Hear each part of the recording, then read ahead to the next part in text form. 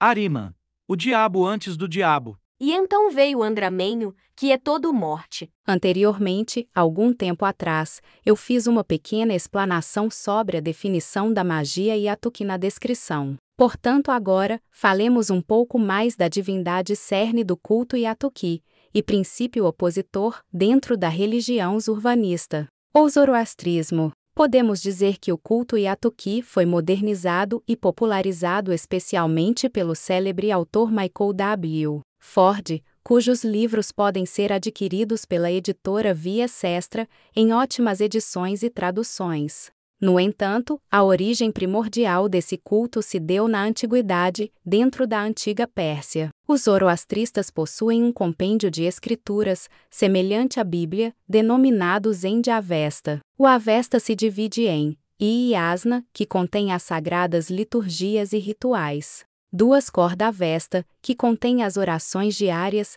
liturgias das horas e orações aos auras, anjos. 3 Visperade, que possui liturgias. Intravenoso Vendidade, o livro que possui as narrativas mitológicas da tradição zurvanista. E é neste último que Arimã se torna nosso ponto de interesse, tomando o papel do principal antagonista. O Vendidade está dividido em capítulos que narram a lei de Ahura Mazda Ormazd e as contracriações de Angra Mainyu Arimã. Muito antes do cristianismo, o zoroastrismo é tido como uma das primeiras religiões na existência a contrapor bem e mal. Portanto, ao contrário do que pregam alguns autores, o diabo cristão não foi inspirado em Pan ou outra divindade bruxesca. Arimã e seu conceito de Deus sombrio invadiu o cristianismo ainda na época das heresias e contra-heresias do cristianismo greco-romano e forneceu o arcabouço para formar a figura de Satã como a concebemos.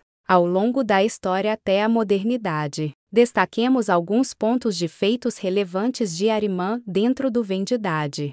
Vendidade, Fargard 1. O primeiro capítulo, Fargard, da narrativa, apresenta as 16 belas criações de Ormazd, enquanto Arimã cria, em contraponto, 16 pragas contra a criação. Ormazd cria a bela terra de Airiana Vaeja, próxima ao rio Daitia. Então, veio Arimã, que é todo morte, e criou a serpente no rio e o inverno. Ormazd cria a bela planície de Sugida. Então veio Arimã, que é todo morte, e criou a praga das moscas Skytia que trouxeram morte aos rebanhos. A terceira criação de Ormazd foi a terra forte de Mouro. Então, Arimã criou o pecado da luxúria. Ormazd cria as terras de Baquidi, com suas altas bandeiras. Por sua vez, Arimã cria as formigas que devoravam o milharal. A quinta terra de Ormazd foi Nisaia. E Arimã criou por sua vez o pecado da descrença. A sexta terra de Ormazd foi Aroio, com seu belo lago. E Arimã criou o lamento pelos mortos. Ormazd cria as terras de Vaequereta. E Arimã cria as pairicas, as mulheres que espalhavam idolatria aos devas demônios. Ormazd criou as terras de Urva, com seus ricos pastos. E Arimã criou o orgulho. Ormazd cria as terras inabitadas de Vercanas. E Arimã cria o pecado não natural homossexualidade. Ormazd cria as terras de Aravaiti. E Arimã cria o pecado do enterro dos mortos. No zoroastrismo os mortos não são postos à terra, pois a morte a polui. Ormazd cria a gloriosa terra de Ratumã. E Arimã cria o pecado da feitiçaria e Atuqui. E onde os Iaties se oivam, os mais sombrios trabalhos de magia negra são feitos. Ormazd cria a bela terra de Raga. E Arimã cria o pecado da dúvida interna. Ormazd cria as terras de Chakra. E Arimã cria o pecado da queima dos corpos. Os zoroastras não queimavam os corpos, pois isso profana o fogo sagrado. Ormazd cria as terras de Vaerena, onde nasceu Traetona, que derrotou e baniu Azida-Raca. Então veio Arimã e criou a opressão dos bárbaros e os problemas anormais nas mulheres, leia-se menstruação. Ormazd criou os 15 rios, e Arimã criou o calor excessivo. Por fim, Ormazd cria a bela terra de Ranga. E Arimã cria o inverno excessivo, como criação mágica dos Daevas.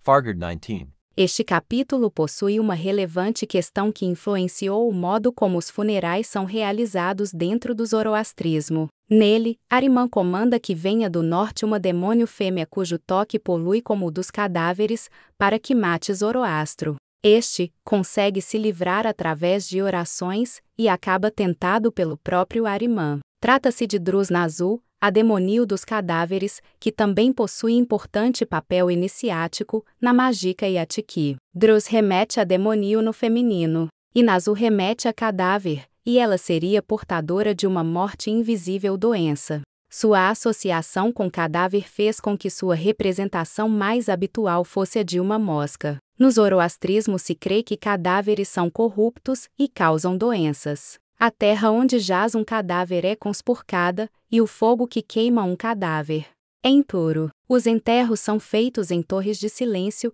estruturas que podemos considerar como cemitérios verticais, denominadas Dakma. Fargard 20. Esse capítulo trata de Trita, o primeiro curandeiro. Zoroastro pergunta a Ormazd quem era o maior dos espíritos bons na terra, e Ormazd lista os feitos deste médico primordial. Dentre eles, estava expulsar os espíritos malignos, dos quais podemos citar 11 interessantes: Indra, Sauro, Nalgaitia, Taurvi, Zairi, a esma familiar com o nome, Akatasha, Zaurva, Drus-Nazul, Driui e Kasvi, e claro, Angra-Mainyu o Daeva dos Daevas. Talvez eu fale sobre eles em uma postagem futura. As correlações com a demonologia clássica fica por conta dos leitores ou de quem desejar comentar. Obundahisha Kriakau. No hino da criação do Zurvanismo, inicia com Zurvan o tempo incriado gerando duas potências. Uma era luz e outra era trevas abissais, com um imenso vazio as separando. Ambas luzes eram conscientes uma da outra e competiam pela criação. Cada um à sua maneira. Ahriman crê que destruindo seu irmão obteria domínio sobre a criação, e Ormazd acreditando que através da manutenção da criação, seu irmão se esgotaria de sua própria malignidade. Zurvan, o pai, é simplesmente neutro e alheio a essa situação. Entre anjos e demônios, Ormazd cria os Auras, anjos, sendo seu principal Voruman o bom pensamento. Ahriman cria os arquidêmonios, sendo a Comã o mau pensamento seu principal. Astrologia, apenas a nível de curiosidade. As constelações são associadas a Ormazd. Disse que Ormazd criou as 12 principais constelações, sendo Varak, Áries, Tora, Touro, Dupatikar, Gêmeos, Kalachang, Câncer, Shardeu, Kushak, Virgem, Tarazuki, Libra, Gazdum, Escorpião, Nimasp, Centauro, Sagitário, Varrik, Capricórnio, Dl, Aquário e Marrik, Peixes. Talvez um dia isso também possa recair numa publicação futura.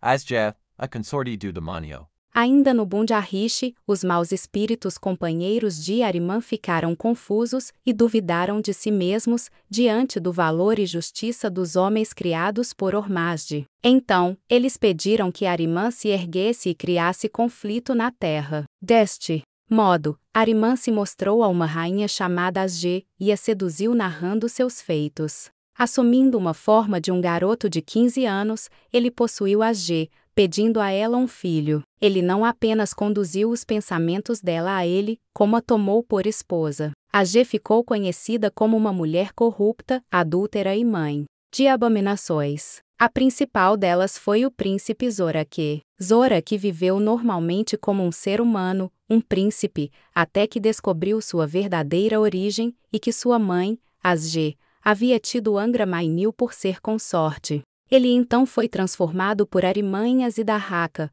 um demônio dragão com 3 cabeças do mar, Azidahaka e Dahak. Azidahak deveria devorar o universo, dando fim à criação e sendo imortal. Mas foi derrotado por Traeton, um guerreiro criado por Ormazd com este propósito, e é aprisionado na montanha vulcânica de Damawand, onde ele aguarda, acorrentado, ser libertado para cumprir seu papel na criação, como grande devorador, no dia de ira, onde reinará por um século sob a constelação de Escorpião, até que tudo chegue a seu fim e Ahriman e Ormazd se enfrentem em seu destino. Como conclusão, podemos observar que séculos antes do cristianismo sonhar em engatinhar, o Zen de Avesta já nos trazia não apenas um personagem opositor, como também estabelecia uma forma de culto estruturado a essa figura icônica. O culto dos Yatiés e Pairicas, a feitiçaria chamada Yatik de Noi,